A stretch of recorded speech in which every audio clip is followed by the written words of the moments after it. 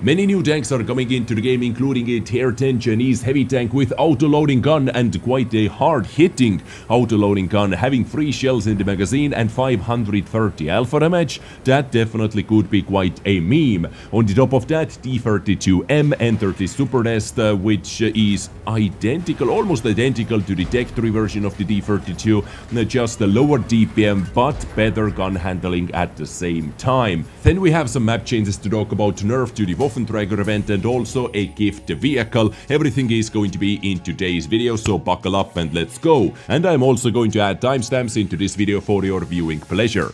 First topic is actually about the upcoming gift tank M1643, at least according to the WotExpress, you know, the leak site.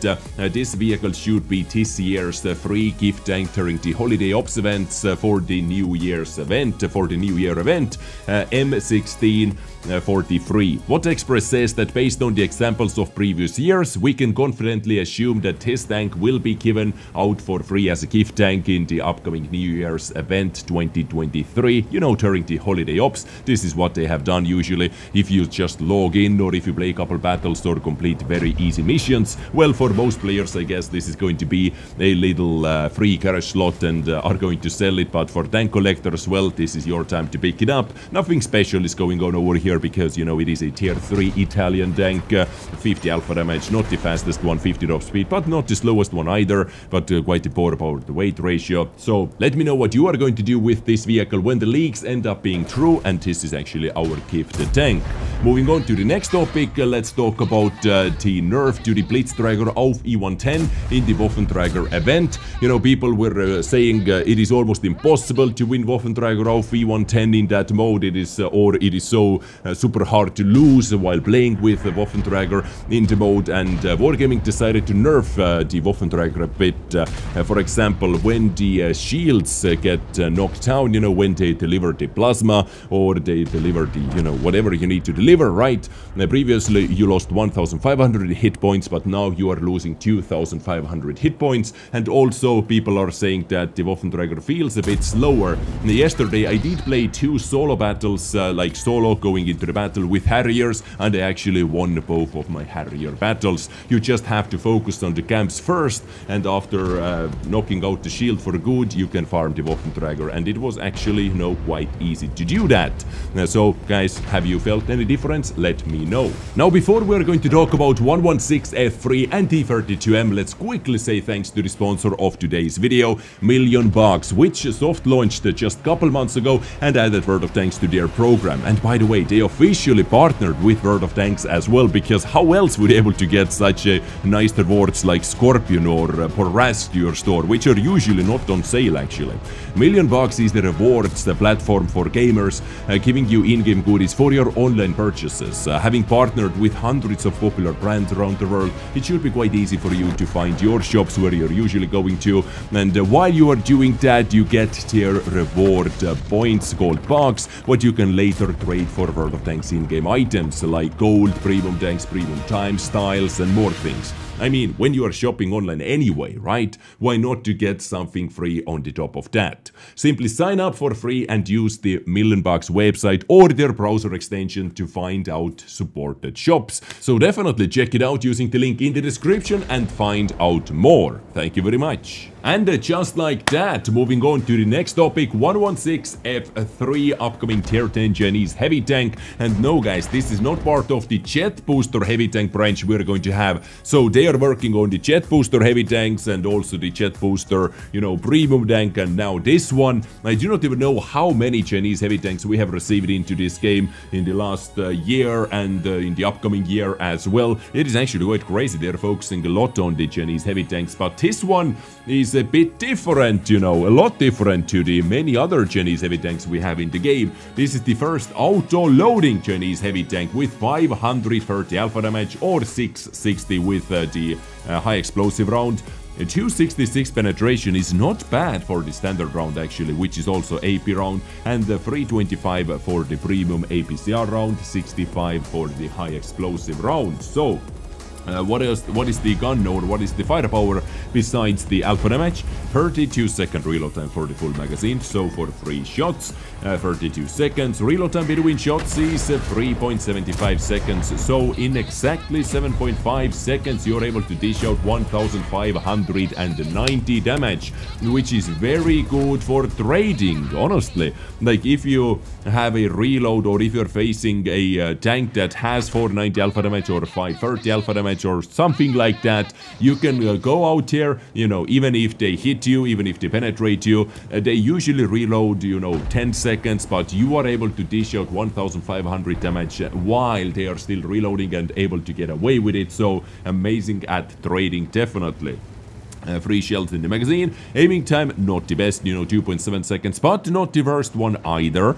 Dispersion at 100 meters is 0.42, which is also on the bad side, definitely. So this is close to medium range type of gun handling over here. But what is very good for the Chinese tank, especially, is -8 degrees of gun depression. This definitely helps this tank out in many positions where the -6, -5, -7 degrees of gun depression, you know, was struggling a bit. But -8 is where I would say the good gun depression starts from.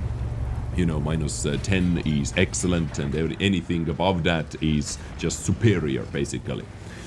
So firepower is quite strong, you know, hard-hitting. Trader, definitely. Trading is where it is going to shine the most. Not the fastest reload time between shots, definitely something to look out for.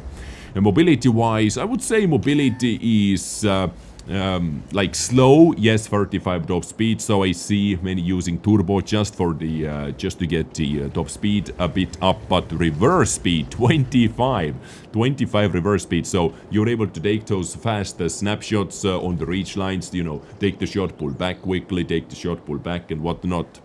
840 horsepower engine, 14.5 power to weight ratio. So not the fastest one, definitely, and quite sluggish. 23 degrees per second. Hull rotation speed, turret 26. So mobility, you know, under average, I would say.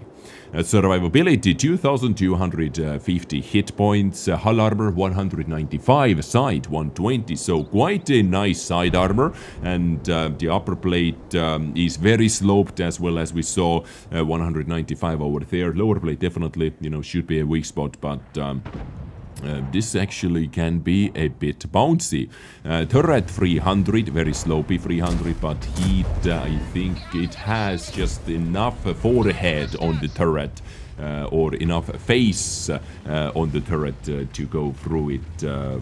You know, it seems to be flat enough for the high penetration heat rounds, at least. 180 on the side of the turret and 60 in the rear. 400 meter view range. AP, APCR, AG, commander, driver, gunner, and loader. Just, you know, quite a standard cruise setup right over here. So 116F3, ladies and gentlemen. This screams, I don't know, for some odd reason, this screams a reward tank somehow, because where else are they going to put a tier 10 tank if we know that they are already working on another Chinese branch with the jet boosters, you know? So tech tree, I don't think so. Clan wars, maybe. Rank battles, maybe. What do you think where this tank ends up being? Let me know, ladies and gentlemen. Next up, let's talk about T32M. Yes, this is not your standard T32, by the way, after buffs, which I love. I simply love T32, the tech tree version. T32 was my first ever one-sitting third marking as well. I was streaming like 12 a bit more hours straight, and I free marked this tank in one sitting, basically, and it was absolutely fantastic gaming experience. I loved it so much. So I was, you know, on one side quite excited to see something like this, but on the other hand, like, this is why. On the other hand, literally asking why. 320 alpha, exactly like on the standard T32. Penetration values exactly the same on the standard round, on the premium round, 218 and 252, exactly the same penetration numbers, but reload time is a lot longer. 11 seconds reload time compared to the, let's say, 8.63 seconds, which is just beautiful on T32. But aiming time, 1.7 seconds. This is extremely good aiming time. And dispersion, 0.33. So this is kind of a sniper version of T32. But this tank is a frontline brawler. Not the sniper, guys.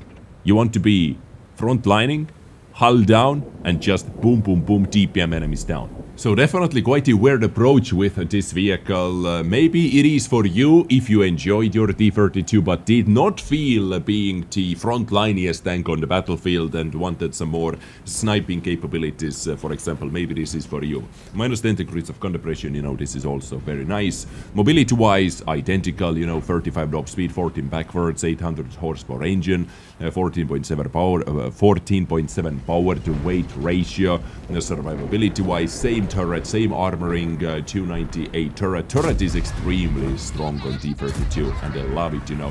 It can withstand many shells even in tier 10 fights, and this is why I love this tank so much as a tier 8 tech 3 vehicle.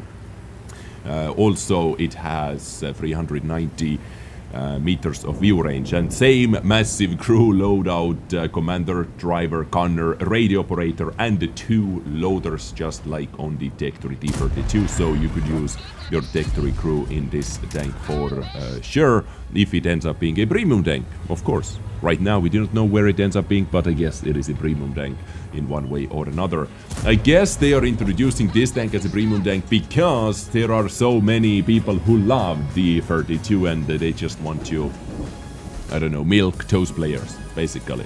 Well, I am going to be milked because I love D32, right?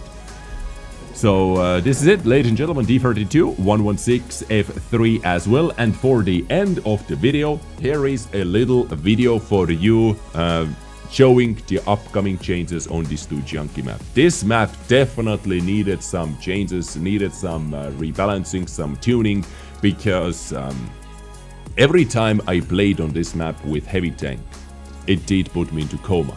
I'm not gonna lie, it did put me into coma. You can't show too much aggression, otherwise you are going to die, and simply waiting for the enemy mistakes. Waiting.